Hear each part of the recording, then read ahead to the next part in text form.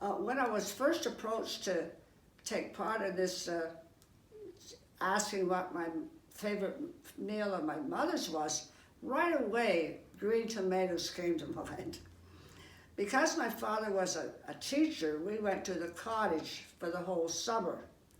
And at the end of the summer, there was all these green tomatoes left over from my dad's garden that had to be used up. So my mom concocted this recipe and cooked it on the wood-burning stove. There was no electricity at the cottage in those days. Oh, by the way, I'm 95, so I'm thinking of things 90 years ago. Anyway, the fact that it was at the cottage that I had the green tomatoes brought a flood of memories of the cottage to me. It was wonderful because I hadn't thought of these things for years. For instance, learning how to do the foxtrot at age 5 on the wide veranda with the farm boys that came to party with my teenage sister and dancing to a gramophone. Another thing that came to mind was after the rain, in your bare feet, walking along the road and the mud squishing up between your toes as you walked. And also I remembered my grandma. We were out in the back field picking wild raspberries, and then the aroma from those raspberries being baked in the pie in the wood-burning stove. Oh, I can smell it right now. Anyway, that's what was so wonderful about participating in this book.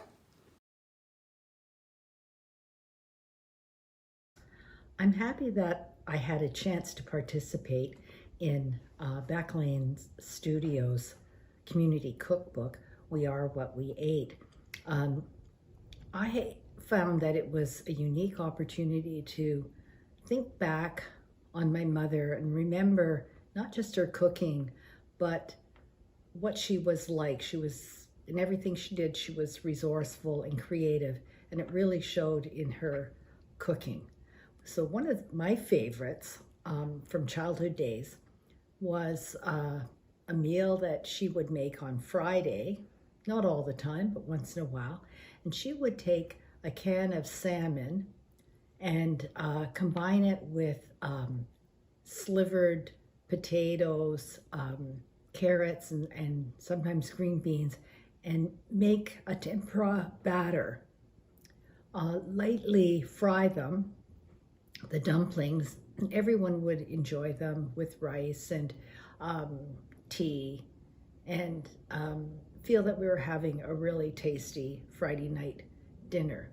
So this project gave me a chance to think about Mom in a rather focused way, and it made me want to make that recipe myself. So I have made it several times since the completion of the cookbook.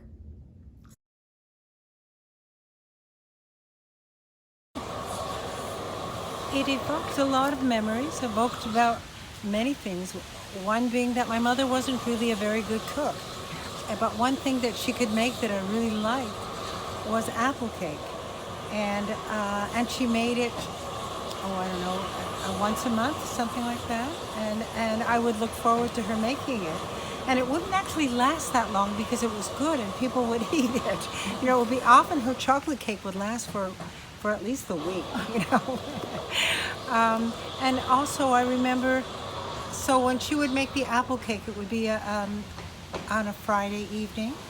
And my father would pick up my grandfather at work and bring him home for dinner. And so I remember my grandfather being there, and she would either make a chicken or a brisket on Friday evenings. It was always the same routine. And then desserts would vary from apple cake to honey cake to chocolate cake. And the only one I really liked was the apple cake, and it was the smell of it, you know, that I liked. I liked the smell of apples and the cinnamon, and yeah, and she was happy. She wasn't always happy, but she was happy then. I submitted a recipe from my mum for this cookbook, We Are What We Eat. It's called pula. Pula is an enriched dough, sweet bread, made and seasoned with cardamom. It was a really, really important part of our growing up. The stories that we would share around the table as we ate the fresh bread that came out of the wood stove. And my mum always smelling of yeast and flour and vanilla.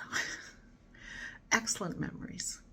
Now, since the cookbook has been written, I have unfortunately lost an aunt, a cousin, and my eldest brother. And it was with their deaths that I really started thinking about how important it is to preserve our history in some way, shape, or form. The stories that we have, the tales to tell, are important to pass down to the next generations. So I'm really grateful I have the opportunity to participate in the cookbook.